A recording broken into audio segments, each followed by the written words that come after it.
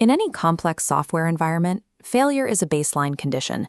APIs time out, users enter invalid data, databases reject changes, and perfectly designed logic inevitably seizes up against the unpredictability of the real world. A reliable software system doesn't operate on the assumption that everything will always go exactly as planned. Instead, it anticipates these breaks, catches them, and deliberately manages the fallout.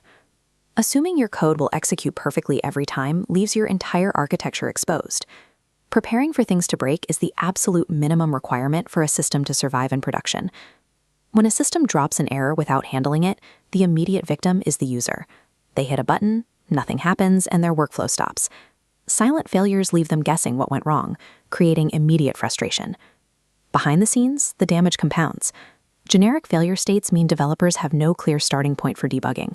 A simple timeout quickly escalates into a major production issue simply because nobody knows where to look.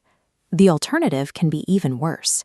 If a system panics and prints a raw database query or a stack trace directly to the interface, it hands bad actors a complete map to the application's underlying security vulnerabilities. To prevent both user confusion and data exposure, we build a translation mechanism. The application catches the raw failure and immediately splits the event into two distinct, carefully managed realities. Without this deliberate split, a single broken integration will inevitably freeze the user interface entirely or spill your system's secrets right onto the screen. The first reality is the user-facing shield. Here, error messages follow three strict rules. They must be simple, completely safe, and immediately helpful. A generic "something went wrong" box fails. A proper validation error states exactly what to fix, like task title is required, so the user can correct their input. This shield acts as a strict boundary. Passwords, tokens, and stack traces must never cross to the front end. This boundary is especially sensitive during authorization and not found errors. In many cases, telling a user exactly why they can't see something is a vulnerability in itself. Looking at this documentation for not found errors, there is a specific instruction. Be careful not to reveal restricted resource existence. If someone isn't allowed to access a project, the system must not confirm that the project even exists. By filtering out the technical noise and providing safe, actionable steps, the user-facing shield transforms back-end chaos into minor corrections, preserving the user's trust in the application.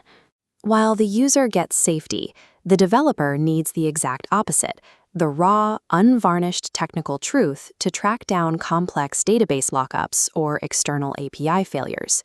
To process this reality at scale, APIs use a highly standardized error response structure, formatting every failure exactly the same way. This JSON block shows how data is packaged. We isolate the failure with a readable error code, a clear message, and the specific field. Down here, the request ID is the crucial evidence, letting developers trace failures backward through the entire architecture. Using these consistent, predictable codes also allows the front-end application to programmatically route the user to the right fix, rather than trying to guess what went wrong based on an alert. Even when the system encounters a completely unexpected failure, something developers never planned for, it must be safely trapped and logged into this exact format. With highly detailed, structured logs acting as the system's black box, identifying the root cause of a crash becomes a repeatable procedural task rather than a desperate hunt. Modern applications introduce a new layer of complexity: AI integrations. These systems are inherently non-deterministic, generating unpredictable failures like context limits, unsafe outputs, and direct hallucinations. When an AI provider fails, the system shouldn't crash. It should fall back gracefully, presenting a safe message that asks the user to check their requirements and try generating the result again. This checklist highlights the specific failures developers must track. From AI timeouts down to unsafe outputs and tool call failures, the system has to log the specific technical context without ever storing sensitive, restricted data or user secrets.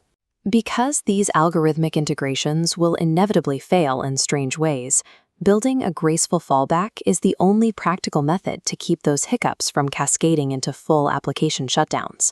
In a properly engineered application, an error is not a dead end. It is a fully expected, carefully managed event that the architecture is ready to absorb. The dual reality approach means the person interacting with the software always knows exactly what to do next, while the backend silently captures every piece of technical context required to patch the flaw. Before any backend code reaches production, developers must finalize their work by running through a strict operational checklist. This list details what needs verification. Every possible failure state must be deliberately tested, proving sensitive details stay hidden. Under common mistakes, the primary violation is catching an error and doing nothing. Every condition demands a deliberate routing decision. Excellent error handling is an exercise in total system control. By separating the technical truth from the interface, we protect the raw data, empower the developers to improve the product, and secure the user's trust when they need it most.